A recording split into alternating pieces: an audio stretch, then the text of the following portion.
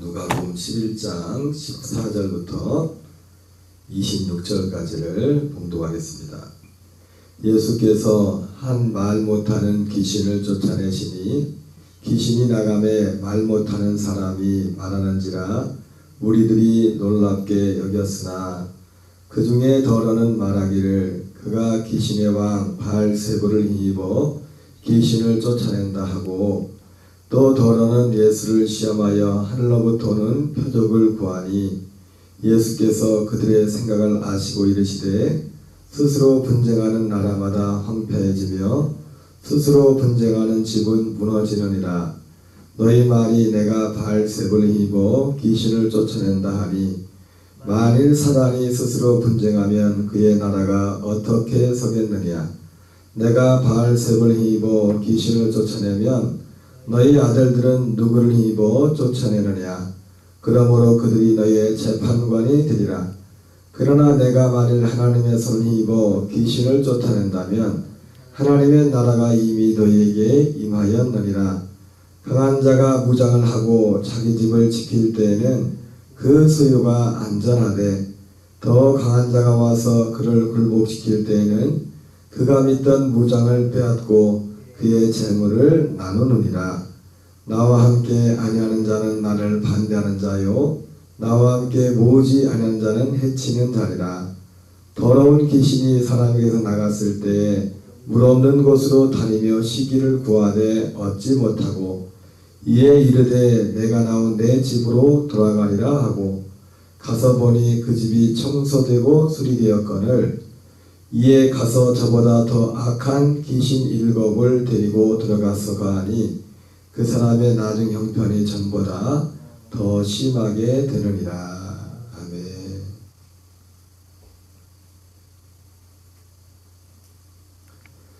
네, 계속해서 누가복음 11장 5절부터 15절부터 26절까지 본문을 중심으로 성령을 거스리는 이 악한 세대, 성령을 거스리는 이 악한 세대라는 제목으로 하나님의 말씀을 전하도록 하겠습니다. 오늘 예수님은 이 세대에 대해서, 이 세대는 악한 세대라고, 특별히 마태복음 11장, 마태복음 12장에 보면은 더 상세하게 이 본문에 관해서 기록하고 있습니다. 그러면서 이 세대는 악하고 음란한 세대다, 그렇게 말씀하고 있고, 이 세대는 그리고 그 악하고 음란한 세대라는 그 특징으로 이 세대는 성령을 못 오가고 성령을 거역하는 세대라고 했습니다. 그래서 이 세대의 그 악한 세대, 특별히 이 악한 세대의 특징은 성령을 거스리는 세대인데, 성령을 못 오가는 세대인데, 이 오늘 24, 25, 26절에 보면 성령을 거스리는 시대는 결국 나중 형편이 전보다 더 심하게 되는 그런 모습으로 나타난다고 말씀하고 있습니다. 특별히 성령을 거스림에 있어서 그 핵심은 무엇이냐면 예수님께서 하시는 그 일을 거절하고 예수님께서 하시는 그 일을 거부하는 것, 거역하는 것, 그것이 성령을 거스리는 것이라고 했습니다. 어제도 말씀드렸지만 여기 이 바리새인들이 어디에도 그 말로 성령이라는 그 말을, 단어를, 이름을 언급한 적이 없어요. 언급한 적이 없는데 예수님께서는 이 바리새인들을 향해서 저가 성령을 거스린다, 성령을 못 오간다, 이렇게 말씀하고 있었습니다. 말씀하셨습니다. 그것은 무엇입니까? 성령을 거역하는 것은 특별히 여러분, 성령, 눈에 말씀드리지만 삼일바 예배와도 계속 관련된 거지만은 하나님의 약속하신 성령, 그 약속하신 성령님이 행하시는 것은 바로 예수님께서 하신 그 일을 하시는 겁니다. 예수님이 하신 일을. 그래서 성령을 거역한다는 거 뭐냐면 예수님이 하시는 그 일을 거역하는 겁니다. 근데 예수님 하시는 그 일을 거역한다는 것은 뭐 예수님이 병자를 고치고 많은 일을 하셨지만은 여러분 지금도 예수님의 이름으로 병자를 고치고 많은 기적을 행하고 이런 일들을 우리는 행해야 됩니다. 그러나 이것을 행하기에 앞서서 이것을 우리의 스스로 뭘 하는 것이 아니라 먼저 우리에게 일어나야 될 일이 있는데 그것은 예수님께서 행하시는 그 일들이 우리에게 일어나야 되는 것입니다. 예수님이 하시는 일, 하나님 아버지께서 예수님을 이 땅에 보내셔서 하고자 하는 일은 정해져 있습니다. 그것은 영원 전부터 창세전부터 주님이 계획하셨던 거예요. 그래서 하나님이 하시는 일은 이거밖에 없어요. 하나님이 예수 그리스도를 보내시고 성령을 보내셔서 정말 예수님을 믿는다면 이 약속하신 예수님, 성령도 어떤 성령이요? 약속의 성령. 예수님도 어떤 예수님이요? 약속하신 예수님을 믿어야 돼요. 약속하신 성령, 약속하신 예수님, 약속하신 성령. 약속하신 성령은 약속하신 예수님이 이 일을 행할 수 있도록 모든 것을 완벽하게 다 준비해 놓는 거죠. 로마서 1장 1절 2절에서는 그것을 복음이라고 하죠. 복음. 그래서 성령이 하시는 것은, 성령이 하시는 가장 큰 일은 뭐냐면 예수님이 이루놓으신 그 복음을 우리에게 이루는 것을 하는 것입니다. 로마서 1장 1절 2절에 그 아들로 말하면, 복음으로 말하면 그 아들에 관한 약속이라고 있어요. 아들에 관한 약속. 여러분, 아들에 관한 약속, 가장 큰 약속은 두 가지죠. 이건 기본적으로 다 알고 있어야 돼요. 우리 마음에. 이사야 3장에 대표적으로 예수님에 대한 예언에 가장 대표적으로 상세하게 나와 있는 것이 이사야 3장인데, 많은 분들은 예수님의 그 고난에 대해서만 기억하는 거예요. 거기에서. 그리고 그 고난도 어떤 고난이요? 우리를 위해서 모든 기본은 예수님이 우리를 위한 고난이죠. 근데 여러분, 예수님이 우리를 위해 죽은 것은 결과적으로 예수님의 죽음을 통해서 뭘 이루는 겁니까?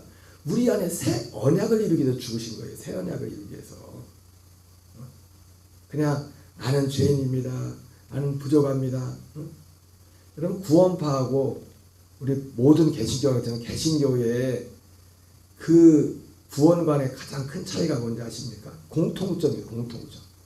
공통점은 오직 하나를 말합니다. 여러분, 예수님이 우리에 죽었다는 이 대속은 너무나 중요한 겁니다. 이사야 3장 6절 말씀처럼 우리는 다 양 같아서 그릇 행하여 각기 제 일을 했거늘 여호와께서는 우리 무리의 죄악을 그에게 담당시키셨도다. 우리의 죄를 그에게 담당시켰는데, 담당시켰다고 했지 우리의 죄를 사했다고는 안 했어요. 담당을 시켰다고 했지. 그런데 구원파하고 우리가 일반 믿는 이 공통점이 뭐냐면 예수님이 우리를 위해서 죽으신, 우리를 위해 죽었다는 그거에 대한 공통점이 있는데, 차이는 뭐냐? 구원파는 이제 다 끝났다. 예수님이 우리의 죽기 전에 다 끝났기 때문에 전혀 어떤 죄책을 느끼지 않아요. 어떤 걸래도. 그래서 구원파들이 전도할 때 당신 죄 있습니까? 없습니까? 물어봤을 때 죄가 없다고 하면, 죄가 있다고 하면 당신 구원받지 못했다. 이렇게 말을 합니다.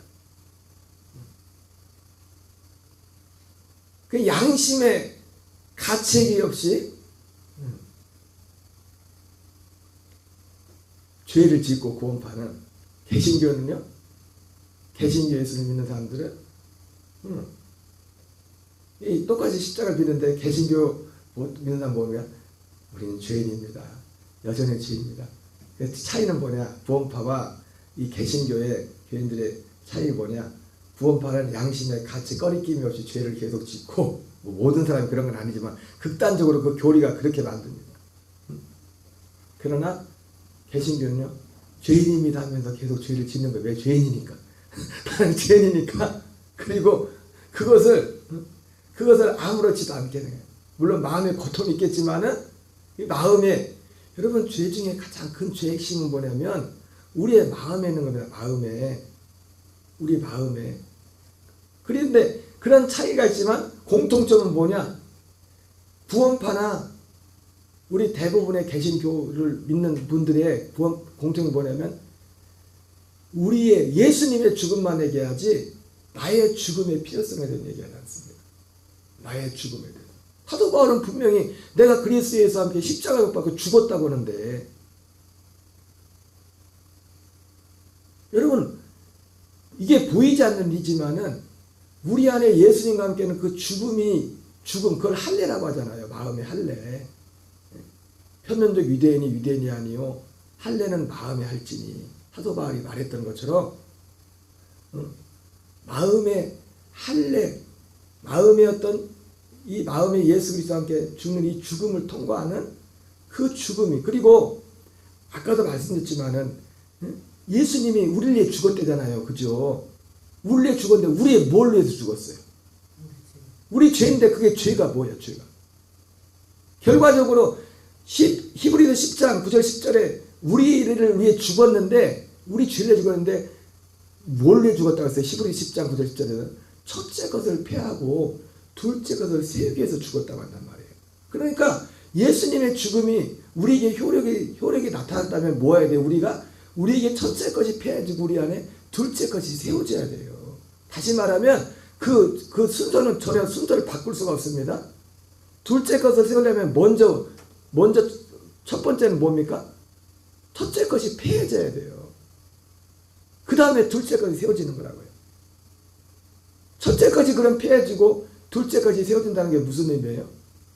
예, 히브리서 10장을 놓고 히브리서 그 첫째 것이 패해지고 둘째 것이 패해진다는 것이 히브리서에 나와 있는데, 먼저는 첫째 것이 패해지고 둘째 것이 패해진다는 것이 많은 목사님들도 교인들도 여기까지밖에 사실 몰라요.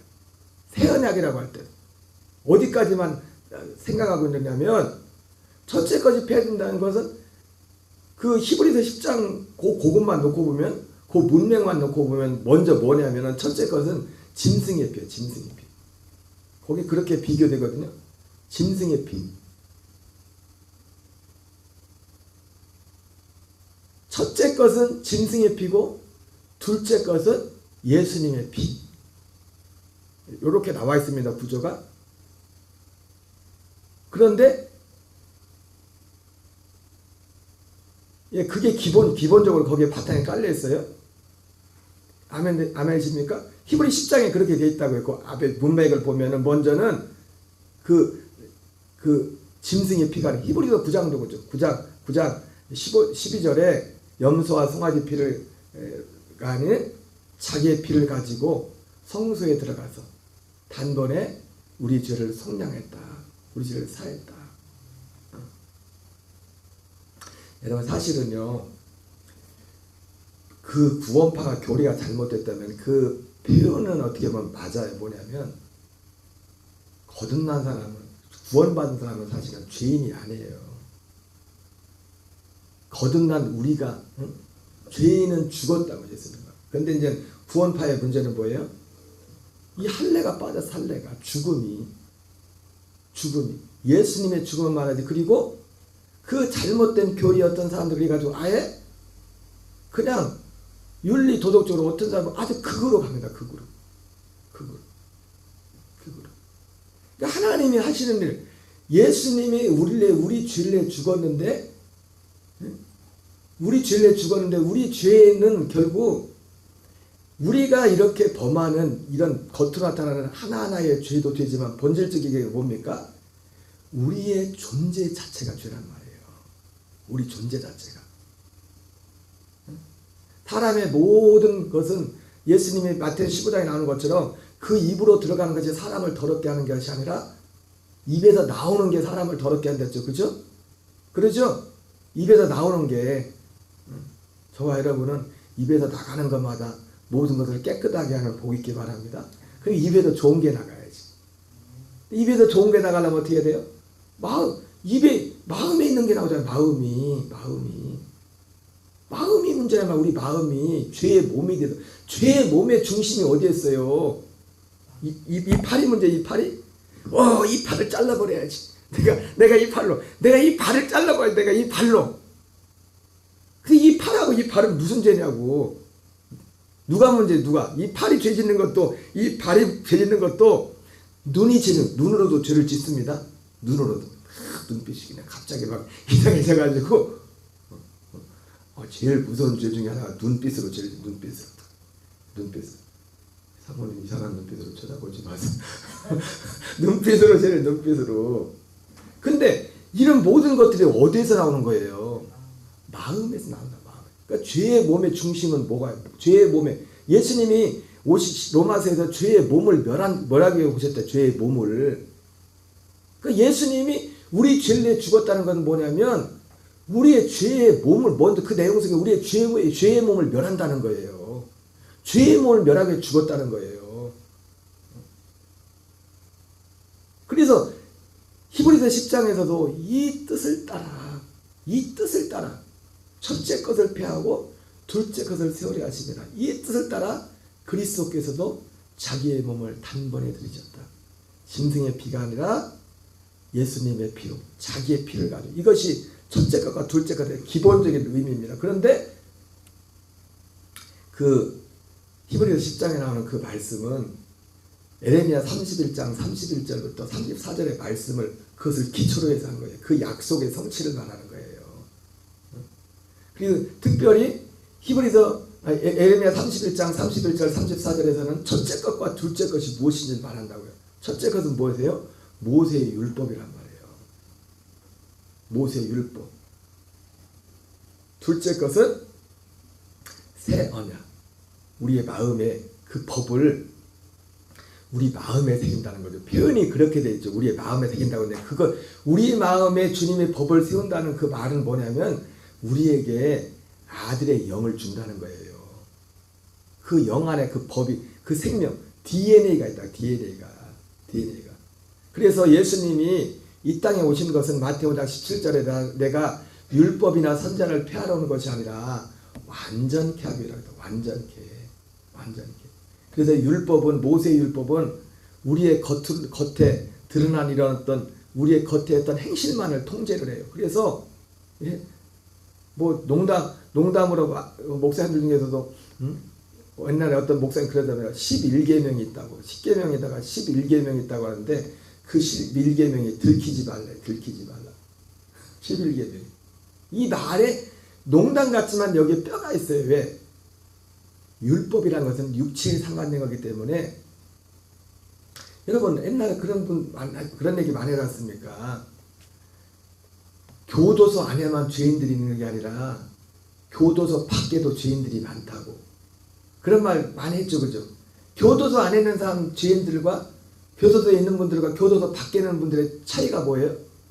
교도소 안에 있는 사람은 죄를 해결하니까 깨끗하고 바깥에 있는 죄인은 더 그럴까요? 그런 거예요? 교도소 안에 있는 사람은 들킨 사람들이고 교도소 밖에 있는 사람은 아직 안 들킨 사람이에요. 차이가 있다면 가장 큰 차이가 뭐라고요? 바깥에 있는 그 얘기를 한 거라고요. 교도소 목사님들이 교도소 안에만 죄인들인 게 아니라 교도소 밖에도 죄인이 있다고 말했을 때는 교도소 안에 있는 죄인들은 들킨 사람들이고 교도소 밖에 있는 사람은 들키지 않은 사람이에요. 이거 맞는 것 같아요? 틀린 것 같아요? 맞는 것, 어느 부분에서는 맞는 면이 많아요. 맞는 면이 많다고. 그래서 그 새 언약이라는 건 결국 우리에게 둘째 것은 아들의 영을 주는 거예요. 아들의 영을. 그래서 그 생명으로 살도록 이것이 둘째 것이라. 그래서 예수님이 우리 죄를 위해서 죽었다고 할 때는 바로 이런 내용들이 포함되는 것이고 그리고 방금 우리가 성경에도 우리가 그거는 여러분이 가슴에 이건 암송할 뿐만 아니라 막 툭 쳐도 언제든지 나와야 돼요. 예수님 오신 목적이 첫째 것을 폐하고 둘째 것을 세우려 하십니다.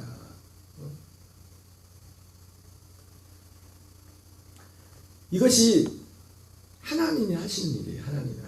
예수님이 하신 일이고 성령님이 하신 일.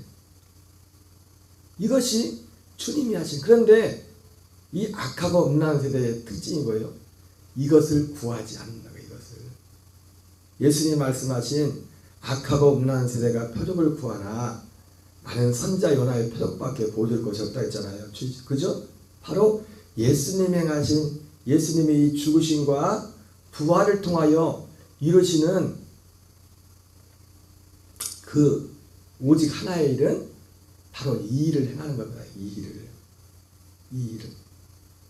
그래서 이 일이 이루어지지 않은 사람에게는요, 그 사람이 목사가 됐든 장로가 됐든 권사가 됐든 누가 될지라도 귀신이 마음대로 갖고 놀 수가 있어요. 귀신이 마음대로 갖고 온다는 게 뭐냐면 그 핵심이 뭐예요? 자기가 주인이 항상 자기가 들어 자기가 항상 자기 어떤 모양이든지 자기로 드러나는 거예요. 여러분, 내가 죽지 않으면 예수님과 죽지 않으면 그가 누가 됐든지 간에 귀신의 마귀의 밥입니다. 그래서 제가 새벽에도 여러 번 말씀드렸지만 이 내 자의 죽음을 이 안에 행하지 않으면 귀신이 밥인데 그 특징으로 나타나는 게 제일 특징으로 나타나는 게 뭐예요? 잘 삐져. 자꾸 한급적으로 잘 삐지는 분들은요, 이거 그냥 우습게 넘어갈 게 아니에요. 나를 돌아봐야 돼, 나를. 내가 그리스도와의 그 관계, 예수님의 그 죽음에 이게 우습게 아니라니까요, 우습게. 여러분, 예수님도요, 사람들을 되게 무서워합니다. 멀쩡하다가도 갑자기 탁 돌아서면 막 문을 탁 닫고, 그래가지고 예수님도 계시록 3장 20세 문을 툭툭 두드려요. 예수님이, 내가 그걸 상상해봤어요. 볼지어다 내가 문 밖에서 두드리노니, 예수님 문 밖에서 두드릴 때 이렇게 두드렸을까요? 예수님도 조심스럽게 두드려. 그 양수를 보면, 창조주 하나님이 우리의 마음을 두드리는데 주님도 문 열어봐 이렇게 두드리는 게 아니라, 왜? 우리의 옛 자라는 것이, 우리의 이 옛 자라는 것이 그 옛날 타락한 천사가 내가 이렇게 하리라 하면서 하나님의 묵배를 위해 서리라 하면서 했던 것처럼 내가가, 그러니까 하나님도 어떻게 못해보는 게 뭐냐면 내가. 뭘 못해본다고요? 내가를 못해봐. 그래가지고 밖에서 문을 두드리는, 내가 문 밖에서 두드리는 그 문의 특징은 뭐래요? 그 문의 특징은 문고리가 없대요. 밖에 문고리가 있으면 팡 열고 들어갈 텐데 안에서 열어줘야 돼. 안에서. 그래서 이러한 말씀들을 들었을 때 정말 마음에 할례를 행하고 예수님의 죽으심과 부활에 연합하는 그런 사람들의 특징이 뭡니까? 아, 그렇구나. 이 내 자아의 가장 큰 죄. 예수님이 우리 죄를 위해 죽었다는 것은 그 속에 구체적인 그 내용을 딱 떠들어 보면 제일 먼저 나오는 게 뭐냐면 우리 옛 자아예요. 옛 자아를 위해서 죽었다. 그래서 예수님이 땅에서 들리면은 요한복음 12장에 나오지 않습니까? 내가 사람들을 그 죽음 앞으로 이끌겠다고 했잖아요. 죽음 앞으로. 예수님만 죽는 게 아니라 내가 먼저 죽은 너희들도 죽어야 돼. 너희들도. 죽어야 살 수가 있어. 여러분, 우리는 말은 너무 쉽게 하는 말 있죠? 십자가 없이 부활이 없다고? 말은 너무, 근데 그 의미가 뭔지를 몰라요. 사람들이. 십자가 없이 부활이 없다. 죽어야, 예수님도 죽고 부활했던 것처럼 우리도 죽어야 생명을 얻는 일이 일어나. 그 다음에 생명을 주는 일이 된다. 주님이 우리의 마음에 할례를. 근데 이것이 오늘 예수님이 말씀하신 이 악하고 음란한 세대, 이렇게 말씀하고 있는데, 이 악하고 음란한 세대가 저 교회 밖에 있는 사람들한테 하는 얘기가 아니에요. 문제는 여러분, 밖에 있는 사람들한테는 뭐 그런 얘기 들을 그런 준비도 안 돼 있고, 이 악하고 음란한 세대가 표적을 구하나 이렇게 말할 때 예수님이 말씀하신 이 악하고 음란한 세대는요, 교회 밖에 사람들을 말하는 게 아니라고. 예수님이 요한복음 12장에서도 말씀했던 것처럼 예수를 믿지 않는 유대인들에게, 예수님을 믿지 않는 유대인들에게, 이 표현은 정확히 말하면 뭐냐면 다른 예수를 믿는 유대인들입니다. 다른 예수. 여러분, 예수님이 이 땅에 오신 것은 많은 기적을 행하고 능력을 행하는 것도 그 기초가 뭐냐면 예수님 자신이 그랬고, 그래서 예수님은 철저히 이 땅에, 예수님은 원래도 죄가 없으신 하나님이시지만 이 땅에 오셔서 우리에게 뭘 보여줬냐, 우리에게 이 일을 위해서 죽으시는 이 십자가의 길로 가셨지만은 예수님이 오셔서 보여준 건, 제자들에게 보여준 건 뭐냐면 우리에게 이 일이 이루어졌으면 너희들도 이렇게 살아야 된다는 걸 보여준 거예요. 이렇게 살아야 된다는 것을. 우리 하나님 나라의 복음을, 예수님은 하나님 나라의 복음, 천국 복음을 하셨지 않습니까? 예수님은 하나님 나라의 복음, 천국 복음을 전하기 전에 먼저 자신이 하나님 나라 되어서 살았다고요. 그러면서 하나님 나라 복음, 천국 복음을 전했고, 그러면서 귀신도 쫓고 병자도 고치고 이런 일들을 한 거예요.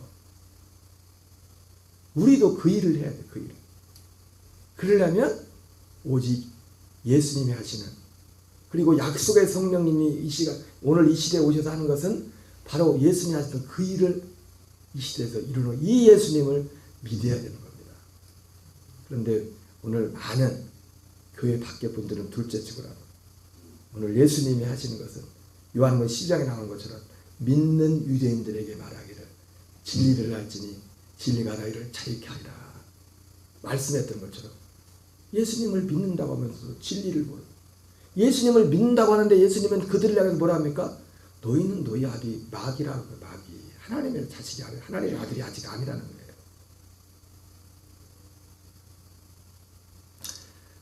여러분, 그 예수 그리스도를, 그래서 우리 범사의 삶 속에 내가 정말 예수 그리스도와 함께 죽고 예수님과 함께 거듭난 것이 분명하다면 그것이 끝이 아니죠. 이제는 그 안에서 매일매일 사는 그 삶이 중요한 겁니다. 삶으로 그것이 증명이 돼요. 내가 거듭났다는 것이. 예수님이 열매로서 그들을 알지니 말씀했던 거죠. 아무쪼록 오늘 우리 녹동감리교회 모든 지체들은 절대로 성령을 거역하는, 그래서 거듭난 자들은 성령을 거역한다는 표현보다 그렇게 표현됐죠. 나가서 성령을 근심하게 하지 말라. 언제 성령이 근심합니까? 내가로 가버리면 성령이 그때부터 근심하는 거예요. 내가로 가면, 다시 내가로 가면, 오직 주님으로 사는 저와 여러분 되시기를 주의 이름으로 축원합니다. 우리 주기도문으로 마치겠습니다. 하늘에 계신 우리 아버지여, 이름이 거룩히 여김을 받으시오며 나라의 마옵시며 뜻이 하늘에서 이루어지는 것 같이